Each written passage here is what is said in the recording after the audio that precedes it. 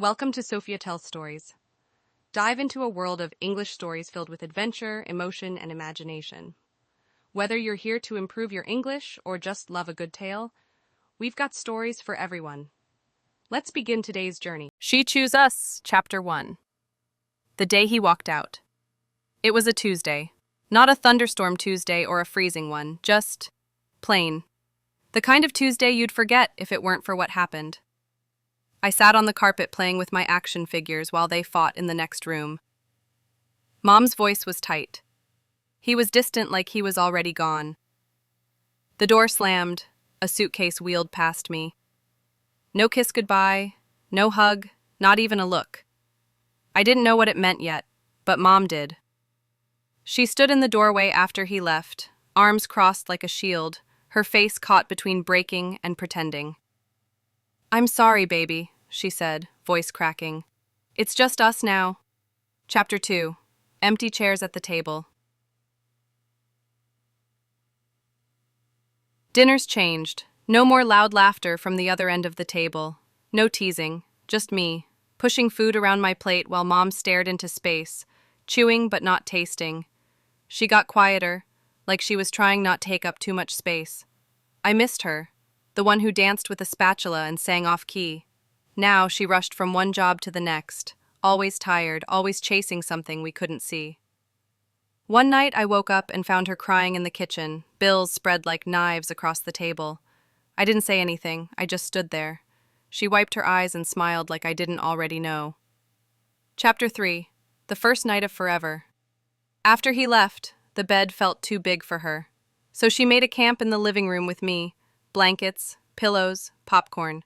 We watched movies and pretended we were in a tent, hiding from the world. That night, she whispered, "We're gonna be okay. Maybe not today, but one day." I didn't really believe her, but I nodded anyway. Her hand squeezed mine. It was the first time I saw her cry and smile at the same time. Chapter 4. What Other Kids Have. At school, kids talked about family trips, 2 Christmases, dads buying them new shoes. I learned how to laugh like I wasn't jealous. Mom made me birthday cakes from scratch. Sometimes the middle sank, but she always put extra frosting on top to cover it.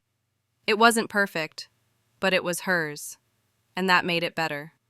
I told her I didn't care about gifts, but the truth was, I did. Until the day she stayed up all night sewing me a superhero costume out of old clothes. I wore it like armor. No one else had one like it. Chapter 5. Her Silent Battles. She never complained, but I noticed the blisters on her hands, the way she rubbed her back after a shift. She missed a school play once, and I told her I hated her. She didn't argue.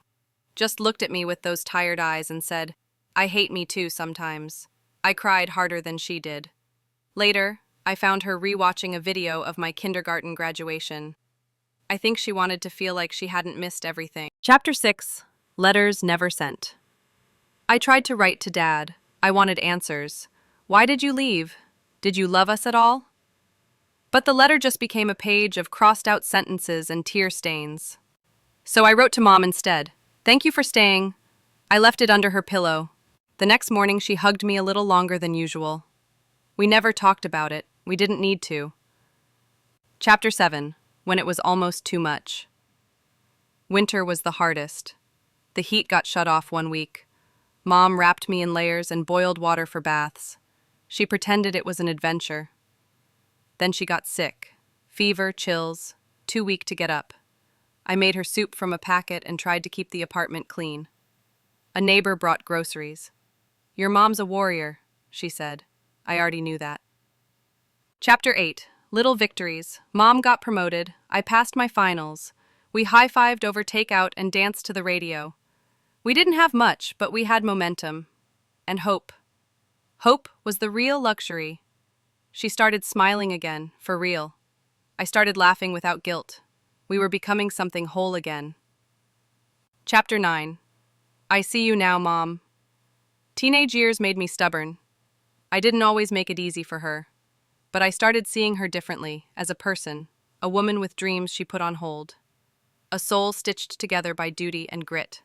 She never got a vacation, never dated, never complained. I started saying thank you, out loud. Sometimes that was enough to make her eyes water. Chapter 10 The Strongest Love, Graduation Day. Dad showed up, standing off to the side. We locked eyes, and for a second I wondered if I'd walk toward him. I didn't. I ran into Mom's arms. Her mascara smudged, her hug fierce. She didn't just raise me, I whispered. She rebuilt me. And she never needed him to do it. Thanks for listening to today's story. If you enjoyed it, don't forget to like, comment, and share with someone who loves stories too. Subscribe and hit the bell so you never miss a new English story with me, Sophia. Improve your English one story at a time. See you in the next tale.